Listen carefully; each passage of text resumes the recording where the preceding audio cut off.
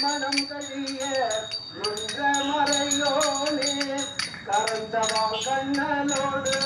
மெய் கலந்தார் போல சுரந்தடியாற்றின் சிறந்த பிறப்பருக்கும் எங்கள் பெருமான் நிறங்களோரையுடையாய் முன்னோர்கள் ஏத்த